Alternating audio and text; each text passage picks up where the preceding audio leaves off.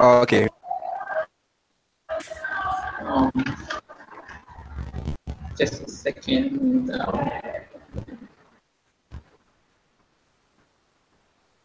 right. Can you guys see what I'm sharing on my screen? Yeah. All right. Now, our first topic for presentation is application control pattern. Okay, so first of all, we'd like to understand what it is all about. Now, ACP, as many commonly refer it as, is a soft pattern that required in the web or application for implementation. This controller is placed in between the controllers that are related to the hypertext transfer protocol in association with the remaining MVC files, which is part of the application. Okay, let's take for instance that ABC is like a tree that connects other branches. So imagine if the tree doesn't stand, the rest of the branches can't function effectively. All right. Now go to the third folder to learn about the importance of ACP. The application controller is responsible for taking care of business logic and does not intrude into the responsibility of the domain model. For every user interaction, the web application is in a specific state. Okay, this is also helping us to understand that APC is like a root to every program or app. Although other files or folder are created independently.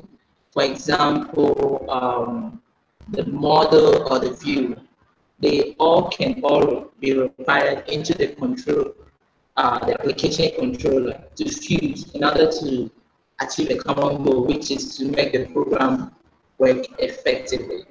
Okay, in this image, we can see that we have the ACP in the center of the program, but other files stand independently. So what this means is that ACP helps us to create application into pieces. It helps us to create application into pieces and combine them into one point at the end of the program.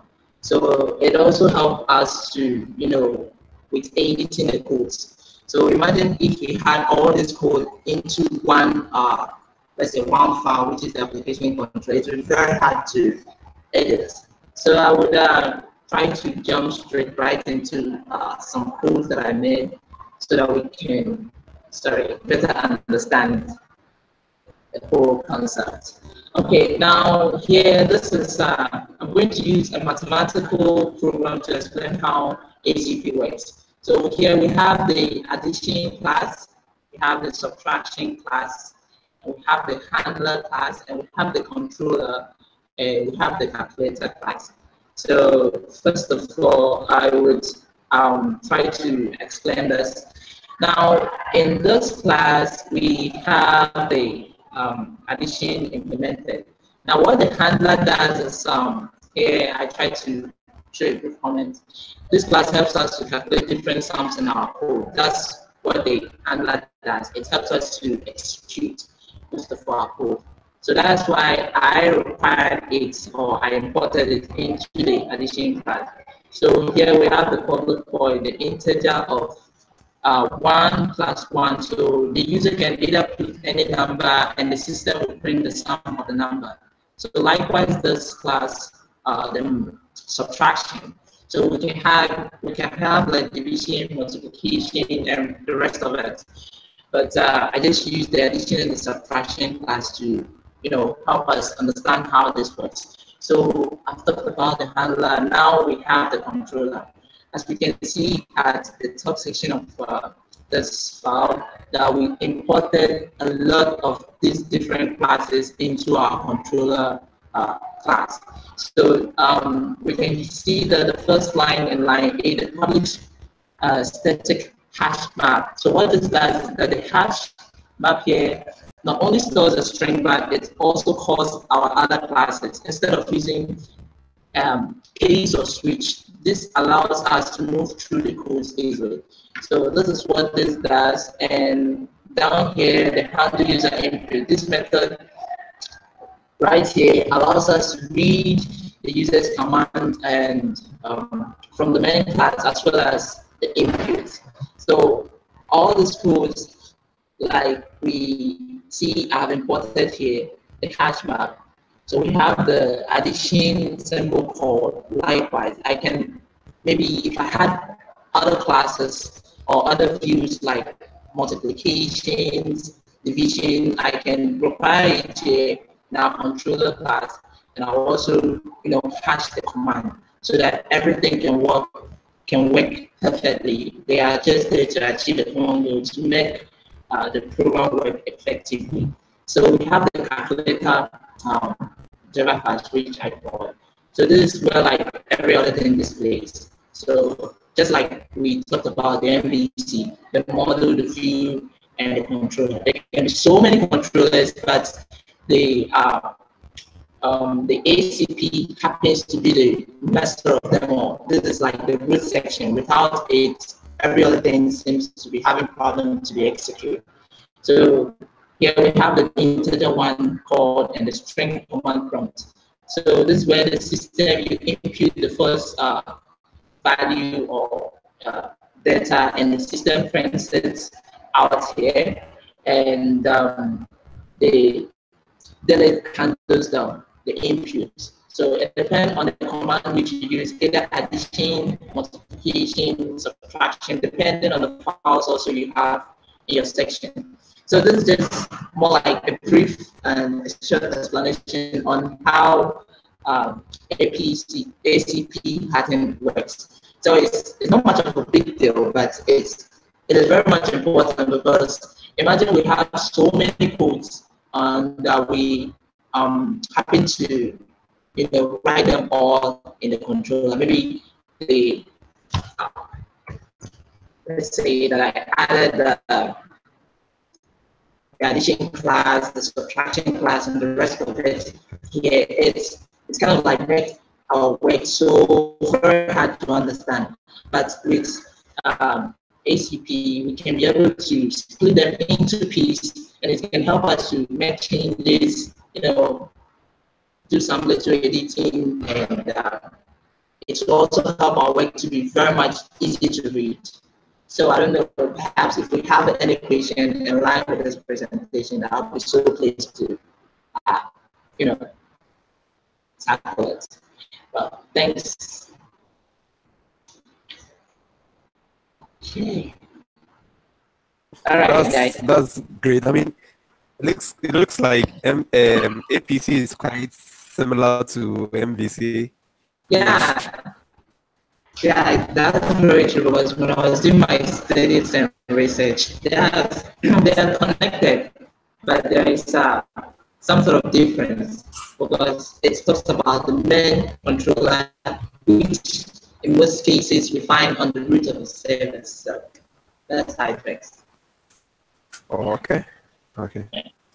I don't know if it will be possible for you to share your example, because you couldn't actually see the flow. Then if you could also run the program so you could have a look at how it works. Okay, I would share the example on our page, so that yes, on our Google page, so that each and every one of us can have access to it. Yeah, I can't run it because I'm not using my machine. I told you I travel, so I just was connected to a meeting. So I guess later on we can put it into it. Yeah. Okay. Yeah. So any question, Robert? Are you okay? Spencer, Sophia, do you have any question in line with the first topic, application controller pattern? No, just if you get a chance, just would you post your so we can look at it? Okay, I will. That's it. I will do that. No problem. You did a good job, man. Oh, thanks. Thanks a lot. We all did a good job. Okay.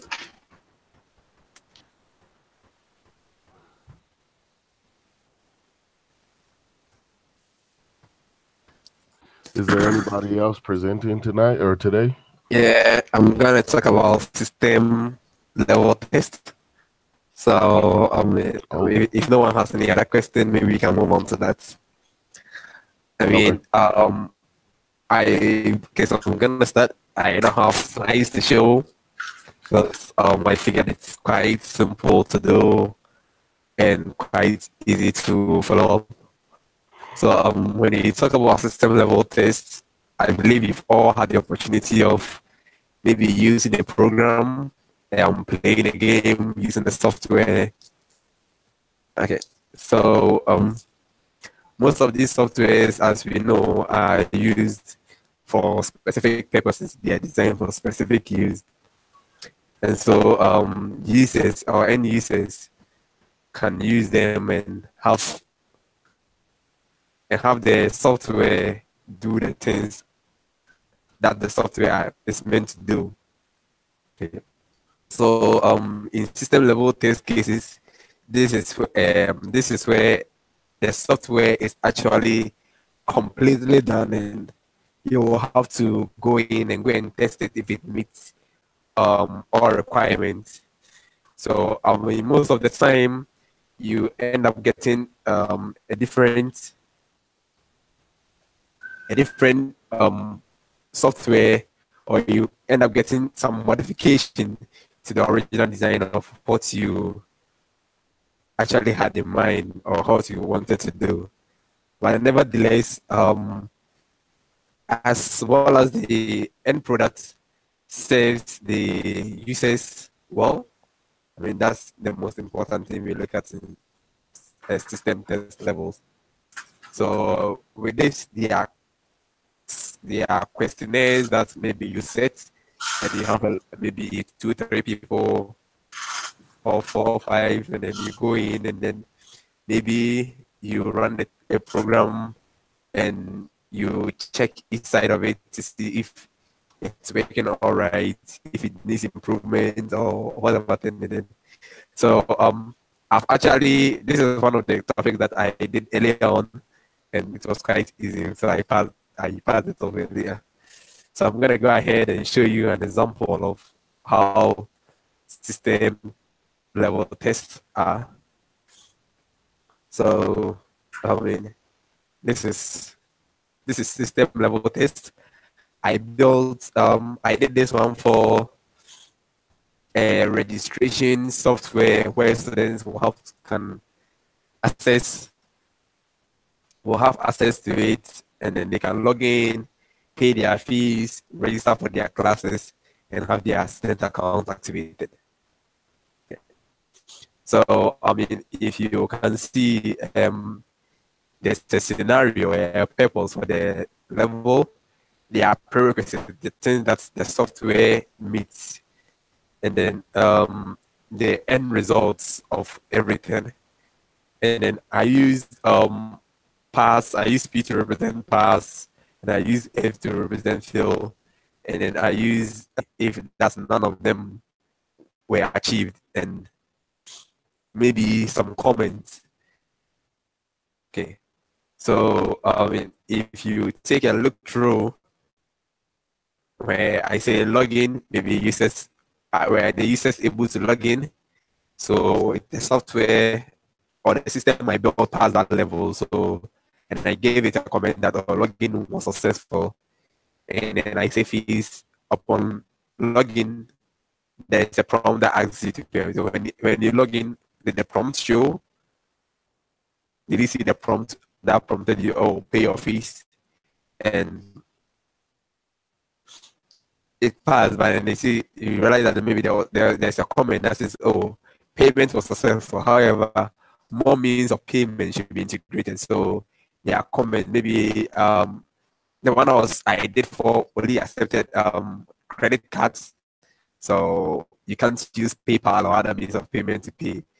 But then if you are to integrate more means of payment, then maybe it could help students make their payment and register for their classes faster.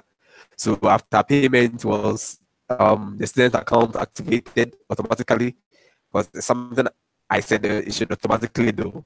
So yeah, and then you realize that it will pass that level.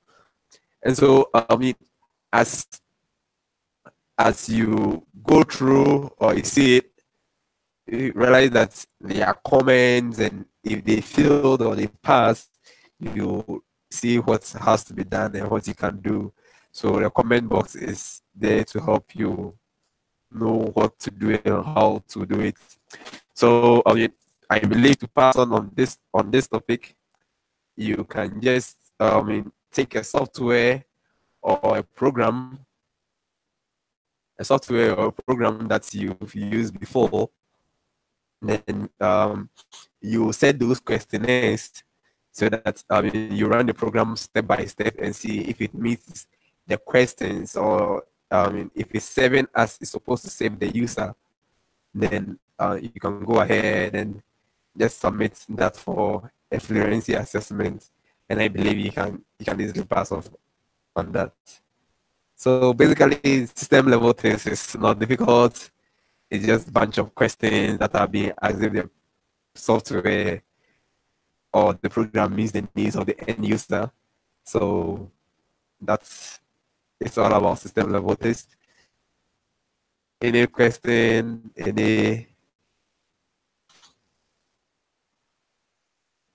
contribution someone wants to add up?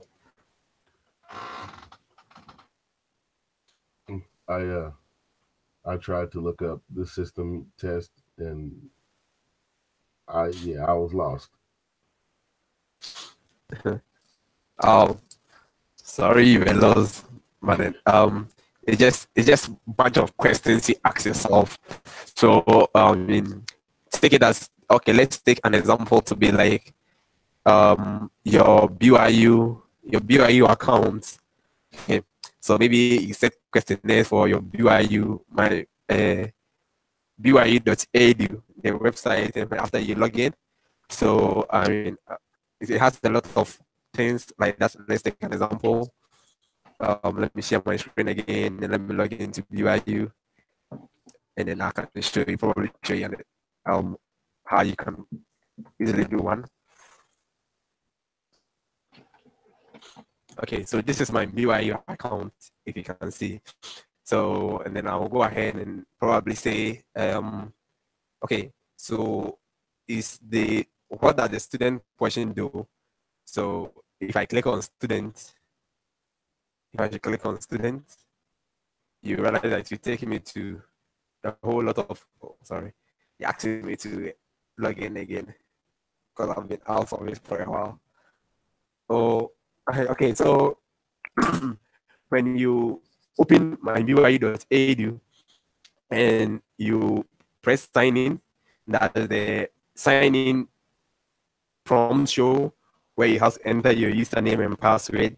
So this is consider this as a system level. Okay, so when you do it, does it pass? So after entering your user details, does it sign in for you? Yeah, it did. It has passed that level. If I click on student, does it take me to the student tab? Yes, it does. And am I able to register for classes? Am I able to view my transcripts? Am I able to transfer credit? Am I able to do GPA projection? So all those levels are passed. If I click on my email button, does it automatically take me to my student email? Yes, it will do that. If I click on iLearn, will it take me to the learning center? Yes, it will do that for you. So if these are things that you consider in system level test cases, does it do as it's supposed to do? And as you go on, you realize that there are a lot of questions you can ask, and as you navigate through the software or the system, you will see how the problem you can answer those questions. Wow. Yeah, personally, I think it really do make sense to me now. Yes. Yeah. So it is the levels you pass to, yes. The questions it doesn't really should have a format. It depends on the programmer how you want it to go, right? Yes, it doesn't actually follow a format. But then, Alright. I mean, I'll advise that when you're doing it, you start from the beginning of the program. So Yes. maybe if the software is supposed to let you play game, when you click Yeah. start, Start the game the automatically game. start. Yeah. All right. Thank you very much. Personally, I really do enjoy the presentation. Well, I mean, Sophia, Spencer, are we good?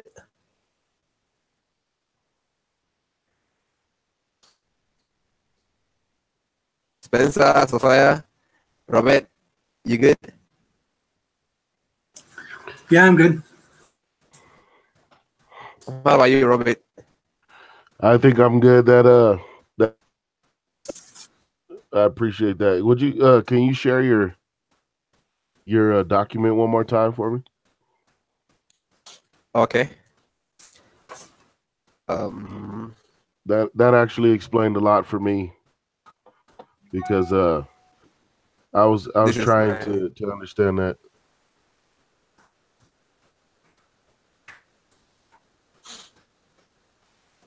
Nice. So that's all you're doing is going through the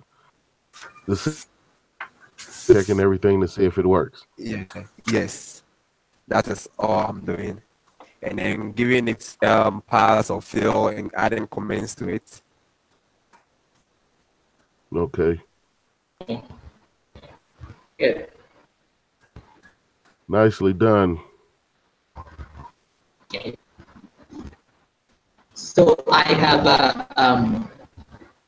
have shared the codes and the presentation on the document page, and I will try and post the link just for if any one of us wants to review the examples or any other thing I demonstrated during my Okay. presentation. Yeah. Okay, that's good. I think I can go ahead and stop recording now, and then we will discuss some few